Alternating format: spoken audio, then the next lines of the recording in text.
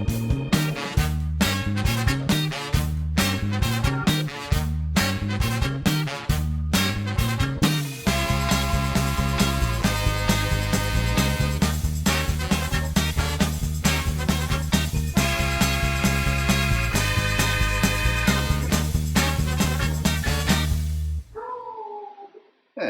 it's a go time.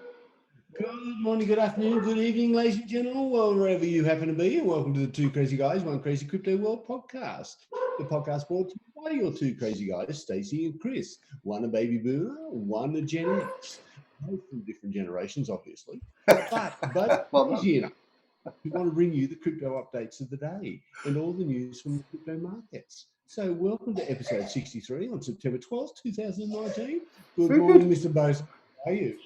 Good, mate. Good. Yeah. No, it's actually still looking very nice and bright and dry out there. Yeah, well, no sign of any rain, unfortunately. But no, the weather's up there and need that rain, dude. Oh, they yeah. need some rain. We do.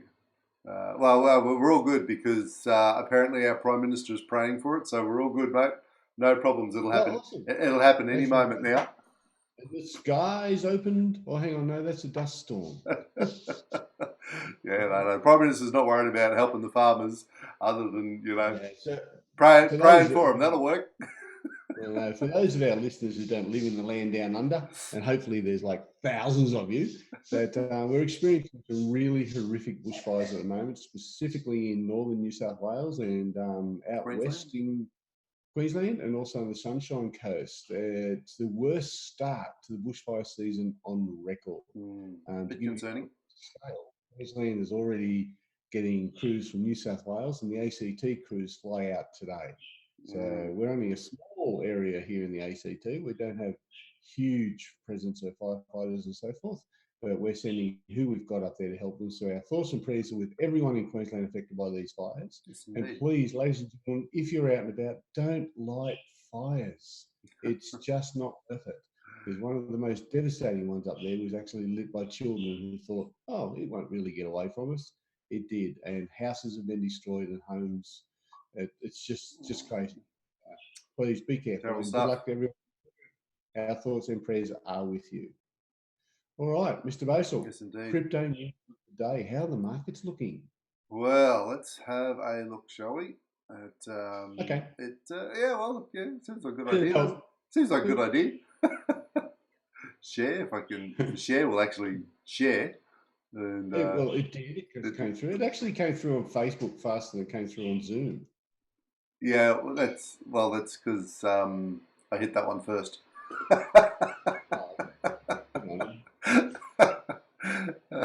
And there's a good reason why I do that first, is because if I don't, then the good people are just going to see a frozen Zoom screen. So. All right, so what have we got? Look, we're still bouncing around. We're still trading in quite a tight range. Pricing of Bitcoin still 10,091, though I think it did. If I have a quick look for 24 hours, I think it tried to drop down overnight. It did drop below 10 just for a small little bit of time, but didn't really get much below 10. And, about 9947 before bouncing back. So, but as you can see... It got to what? 9947? Was that the low? Yeah. I thought that chart there showed that it was 9998. Where? Here? Yeah. That's the open. The close, 9947. 9947, yeah. So, even if we look over, 7 days, we're down just a frazzle now on the 7-day look, but it's still bouncing up and down. It's not really doing much at all. So, in fact, it's just jumped up a bit, 0.3% for the 24 hours. There you go. But we are down. We are down 2.2% for the week. Well, just very, very quick diversion. I'd like to give a shout out to our friends over there at Boomerang Capital, who are not our sponsors or anything else, ladies and gentlemen. They just happen to be our friends. And the reason I do that is that yesterday they sent out a notice saying short idea on Bitcoin to actually short it, and they had a stop on there or a gain on there to take your profits at the mid 99. So they were actually spot on. There you They go. were actually spot on. So, cool. All right. So let's look at the top 10. So we've got Ethereum at 177, down 0.5%. We've got XRP at 25.3 cents and down 1.2. Bitcoin Cash 297, down 1.9, and Litecoin dropped down again to $68, down 3%.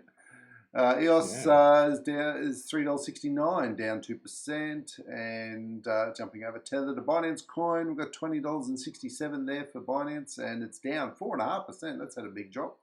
But more so, Bitcoin SV down to 118. It's dropped 5.4%. And Cardano at the 10th spot, 4.4 cents, down 2.6%. So there's our top 10, mostly reds for the 24 hours. And sitting at number 12, Stella. Come on, Stella. it's hanging in there, just down 0.2, so it's not too bad. But Monero went up 1.6, so it's still got a bit of a lead on Stellar in terms of market cap. So we've got, in terms of talking market cap, we've got a total market cap of 260 billion. So we're down 1.2% for 24 hours. So we lost a bit out of the alts from that perspective. So and Bitcoin dominance, still 69.3. So still hasn't quite gotten back up to the 70% mark. So anyway. Interesting is we actually have a look at the market cap on Bitcoin over the last few days to see if, I know we're losing money out of the alts, but if any of that loss is actually coming out of Bitcoin or if it's coming from the alts into Bitcoin partially. What do you mean? They might be worth watching. What we always talk about the daily market cap, the overall market cap. Yeah. Let's keep an eye on the numbers for Bitcoin as well, because I'd be interested to see if how much of the money going out of the market is actually going out of the Bitcoin part of it as well. Yep, I think I follow you. You've got the Bitcoin market cap sitting on that chart at 181 billion. Let's see what it is tomorrow. Yeah. And that's basically what our dominance, the Bitcoin dominance percentage will basically, tells us that in terms of the price. So, all right, so let's talk crazy news. This first one I think you pointed out, mate, was. It is, mate. It is. It's a new mining difficulty metric that they've come up with to determine price. And whilst I'm not going to go in, hang on, mate. Whilst I'm not going to go into the technical aspects of it, I was just saying to Stacey, it seems like whoever wrote this article says that Bitcoin price should hit 30,000 during its current price cycle. New data based on mining difficulty suggests. Man, it's a statistician who's come up with a new way to determine cryptocurrency price. No one's got it right yet. Why would this one be any different? It's not. It just makes for good news, right? It's just another. It's awesome. Another way to come up with it. To get to 30,000 or 31,000. And by 2021, are you kidding me? It's like I think it'll be about that. I'd be amazed if we're still down that low by 2021. But anyway, who knows? Who knows? It could be right. It could be right. It could be lower, dude. Well, it could be too. It could be 31 bucks. It could be $31. That's right. In which case, I'll buy a shitload because it'll come back. In keeping with our theme of the day, which is, this is the one where the pizza is the prize. Yes, it is. Here's our next story. Domino's Pizza launches a 100K Bitcoin prize competition in France. Now, in France, you can actually pay for your Domino pizza with Bitcoin. Correct. Now, for ordering online, they're offering a €100,000 prize cash giveaway on the occasion of their 30th anniversary over there. Wow. That's not too bad. They're going to place the Bitcoin prize in the winner's wallet on December 16, 2019. Wow. That's according to the rule. And it will be based on the exchange rate of the day, i.e. the amount of Bitcoin they get will be equivalent to €100,000 on the day. On the day, yeah. So they've been, you guarantee they've been, because I say you guarantee they've been stacking sats. Mate, while it's cheap, while it's cheap, Yeah, and they're praying and they're hoping that by the time December comes around, the Bitcoin price is yeah, much higher. yeah, absolutely. Now, can you imagine how many pizzas they're going to get ordered over Yeah, there right now with it's a great, it's a great, 100,000? no, it's a great marketing ploy. I reckon that it's very clever. Fantastic, mate. Yeah, very, very clever. So that's it. So our daily thing today is this is the one where pizza is the price. Indeed, indeed. Yeah, no. Well done, Domino's. It's quite innovative, and I'm sure they'll get plenty of cryptocurrency lovers enjoying some pizza in Paris. So that's that's pretty cool. Absolutely. Now, Pretty. while Stacey just very quickly moves on his own just for a second, as Oh always no! on a Thursday, Oh ladies and no! gentlemen, we have little Teddy has joined me for the morning because his mum's at work, so I've just got to go and sort him out. I'll be back in 1 minute. Stacey, over to you for a second. Yeah, thanks, mate. Thanks, mate. All right. Well, while Chris is off looking after young Teddy, we're talking three young. No, no, not young. Three things to know about China's digital yuan. As we mentioned in a couple of previous podcasts, that China was very keen about creating their own digital currency, as they have been for quite some time. But it seems that the pending launch of Libra has, by Facebook, has spurred things along, shall we say, and that they have made comments around the fact that they don't want Libra to get that head start on them, and potentially take some of that market share away from China. So their central bank is very quickly trying to create their own digital version of the yuan, and they're expecting that's going to be launched pretty soon, and that people's identities will naturally be linked to their wallets.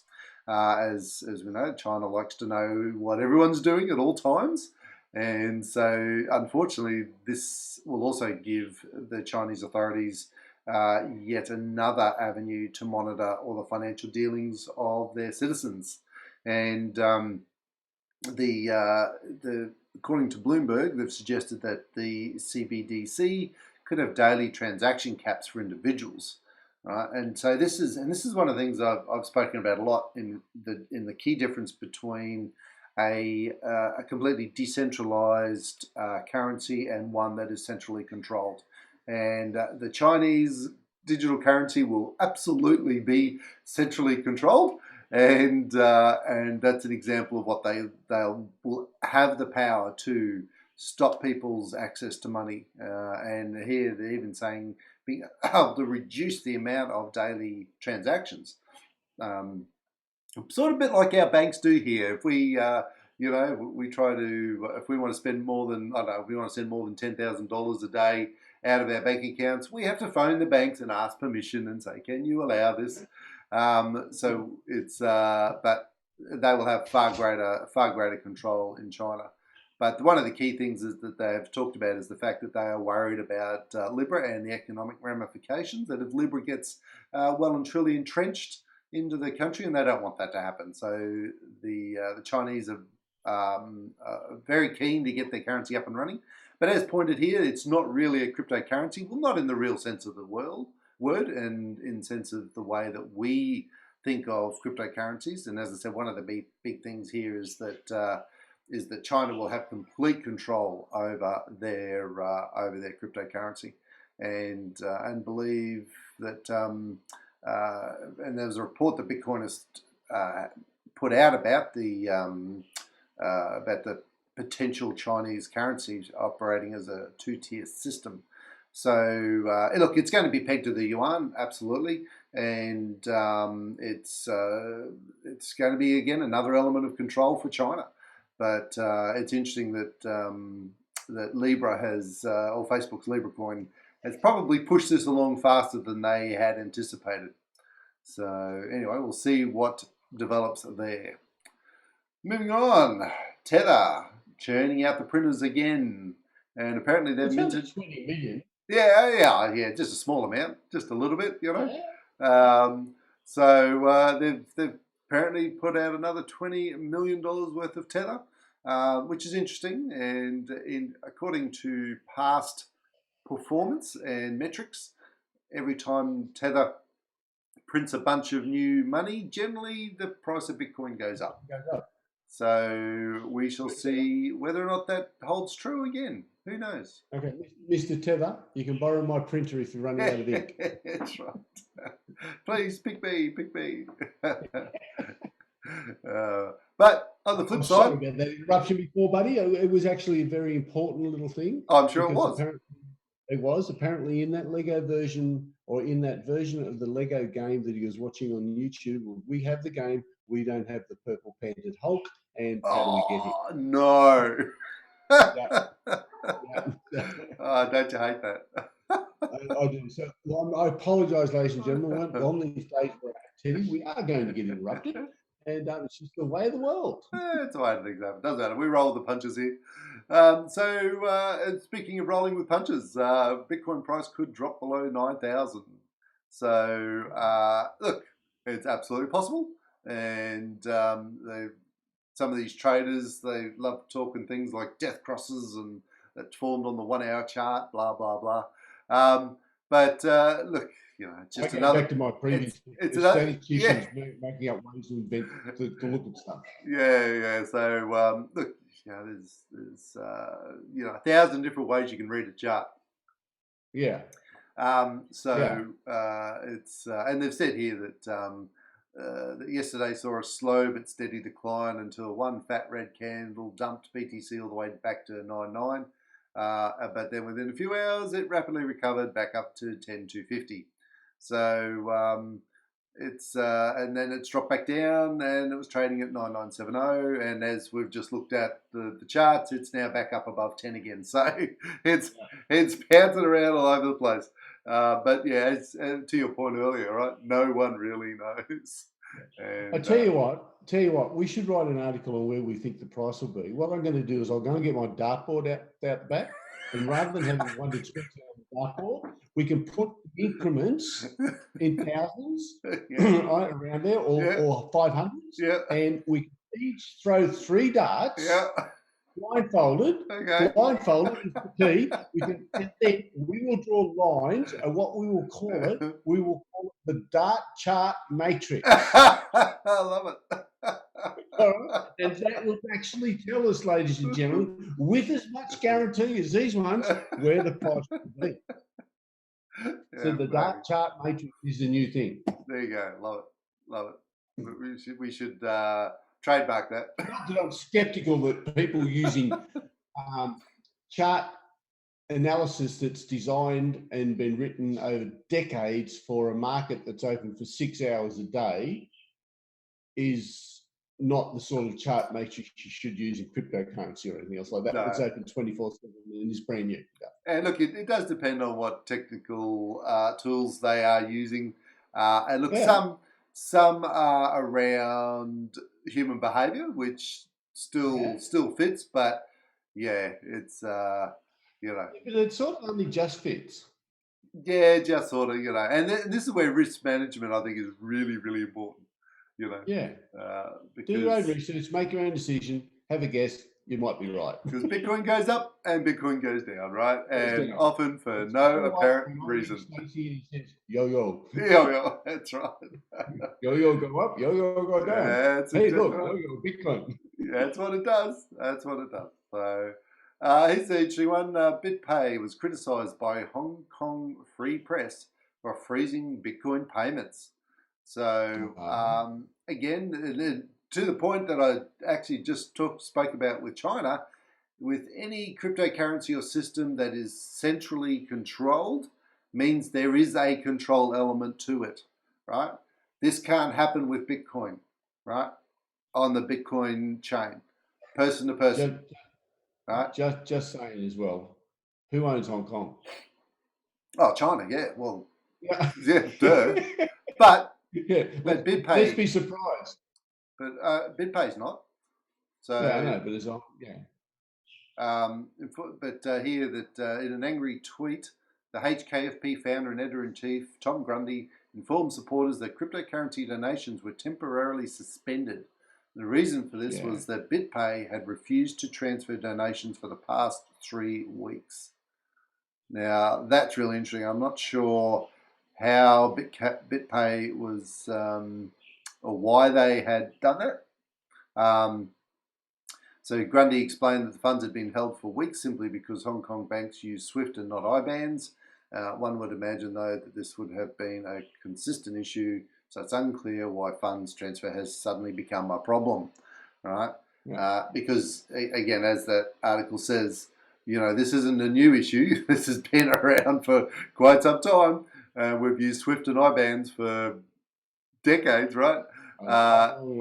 So I'm not quite sure what the go is, but the fact that Bitpay is refusing to pass on donations is a bit of a concern, because I thought Bitpay was quite a trusted organisation.